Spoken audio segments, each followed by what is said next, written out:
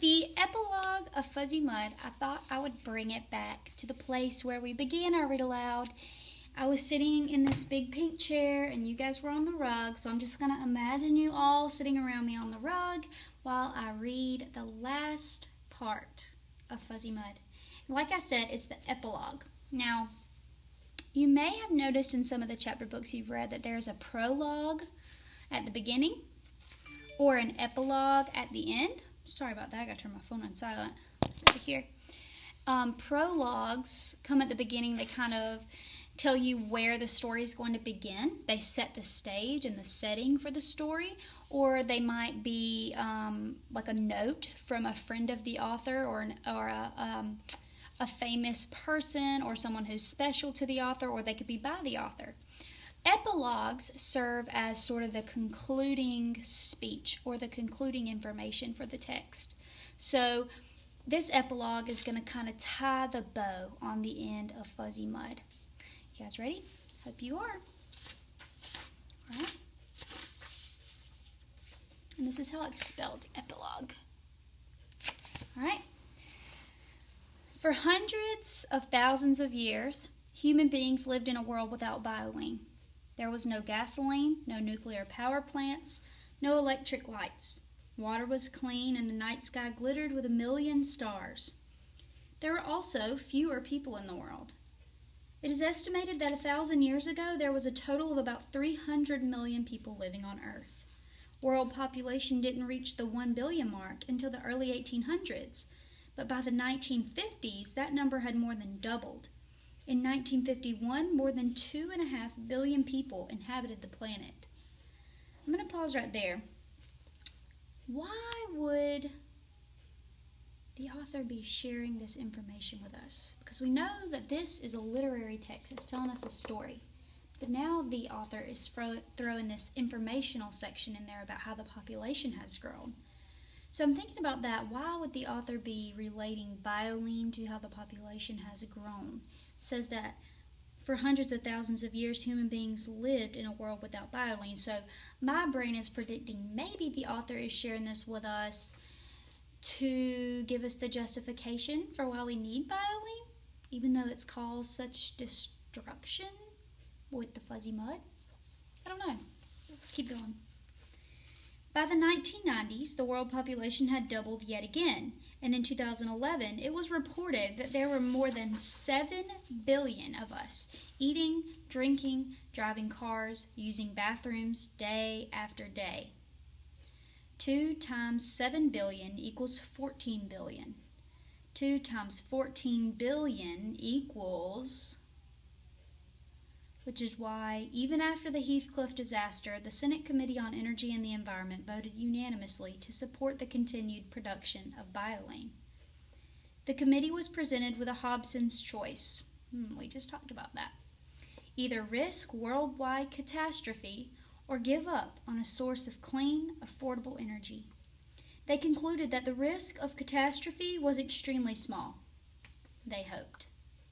Jonathan Fitzman, we know he's the creator of bioline, assured the committee that there would be new safety procedures. This included taking daily samples from the storage tanks in order to test for oxygen-tolerant ergonisms. If even one such ergie was found, all the little fellows inside the tank would be destroyed. Soon, bioline powered cars and trucks and would fill the highways. Sunray Farm would establish new farms in Michigan, Idaho, and New Mexico, sites chosen either for their cold winters or for their lack of vegetation. Scientists determined that the frankengerms had thrived as well as they had because of all the organic material in the woods. The ergies were especially fond of freshly fallen leaves.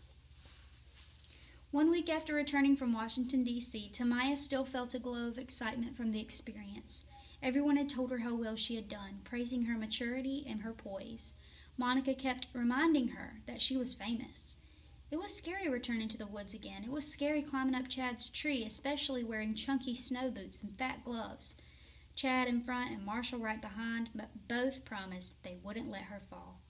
She didn't dare look down. The climb, the cold, and her fear of heights left her short of breath, but also exhilarated when she reached the crossboards that Chad had nailed into place. "Isn't it great?" Chad beamed. awesome, Marshall agreed. Tamaya held tight to the tree as she looked out across the frozen woodlands. The world was so beautiful. She just hoped it would stay that way after the snow melted. I see something coming there. Maybe that leaves the book open to a sequel? Who knows? Ooh, now we have this, looks like something written by Tamaya. I know it's written by Tamaya because her name's at the top right there. So let's give that a see. Tamaya Dawadi, room 308, Heathcliff Regional Hospital, December 9th. Late assignment. Take a moment. Can you guess what this late assignment is for? What did she miss when she left the classroom? If you were thinking it was that how to blow up a balloon assignment, then you would be right. Even though I did just show you the page, you probably saw it. Okay. How to blow up a balloon. You start with a flat balloon. The color doesn't matter. You want to fill it with air from your lungs. 2, look for the knobby end. If you stick your finger through it, your finger will be inside the balloon, but don't stick your finger in there.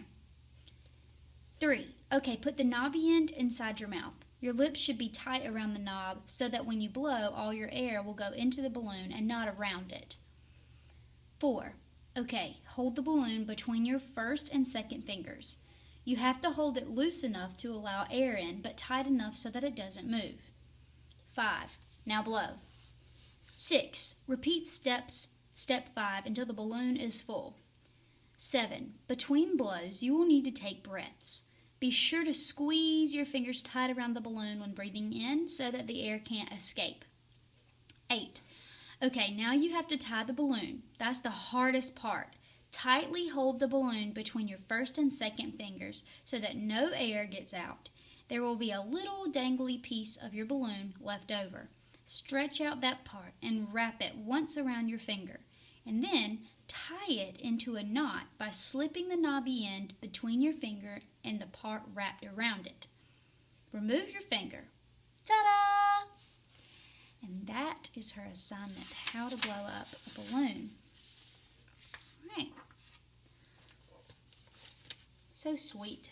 I think that is a good epilogue. It really ties up the ends of the story. We know that we've learned that they still voted to continue the use of bioline, and we know that Tamaya and Chad and Marshall all go up Chad's tree. And they all get that experience, but then Tamaya has this sort of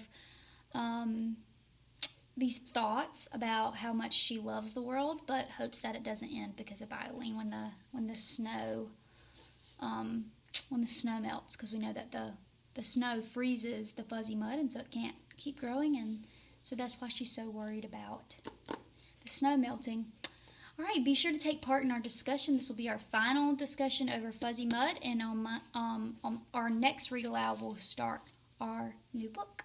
Hope y'all have a great rest of the day.